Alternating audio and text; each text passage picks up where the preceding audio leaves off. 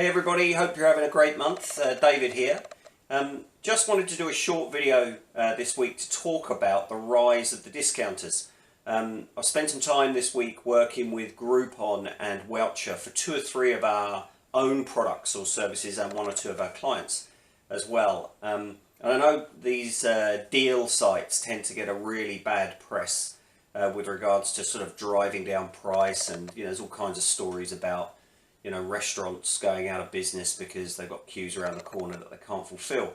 But I think partly that's A, because they don't understand the process, and B, because consumers are really now switched onto it. And the truth of the matter is that they call them daily deals. But the fact of the matter is what you're doing as a business is offering fundamentally a discount. It's been a really interesting learning process for me, and most definitely they do follow a set structure and a method. So if you're thinking about using any of those discounting sites, I've definitely been through the pain. So get in touch. I've got some, be more than happy to share some shortcuts and some tips for you that I know will help you through what can be a bit of a painful process. But the truth of the matter is, why offer a discount? And we talk a lot about added value, don't we?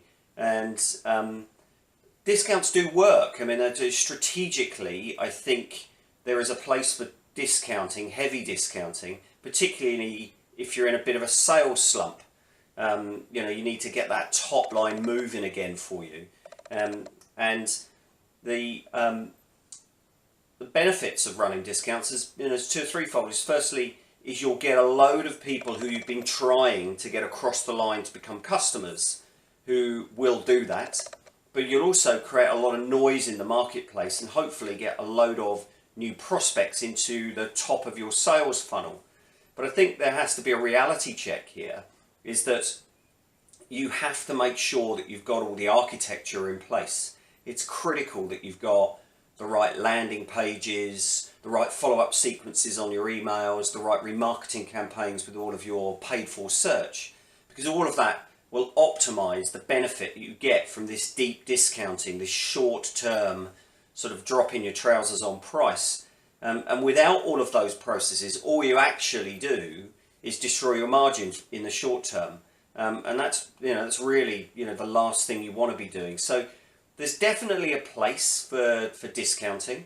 I think it's very tactical. I wouldn't be doing it all of the time. On a quarterly basis. If you're going to run it monthly, then maybe just pick 1 or 2 of your products and focus on those. If you've got multiple products that you're able to do that with, just to create that noise. But big tip here: make sure you've got all the follow-up architecture in place, because fundamentally what you're doing is you are heavily discounting your product in order to get new people in the top of your sales funnel, or encourage people who have been there for a while who haven't bought from you to get them to come across the line and become a customer. Now, switching tone completely, my blog this week is not about discounting. It's 6 reasons why not to discount. It's a sort of 2-part thing that I've done because it's quite a big subject. So this week it is 6 reasons why you shouldn't be discounting, and that's in the blog, so head over to that and have a look at it. And then next week what we're going to do is we're going to really focus on what you should be doing instead of discounting. So a couple of big messages, might seem slightly at odds with one another this week. One, is there a place for deep discounting using these deal sites? Absolutely there is, if you want to supercharge people into the top of your sales funnel. On an ongoing basis, do you want to be discounting versus adding value and be very confident about your product? No. So there you go. Head over to the blog. Hope you find that useful, and I'll talk to you next week. Cheers now.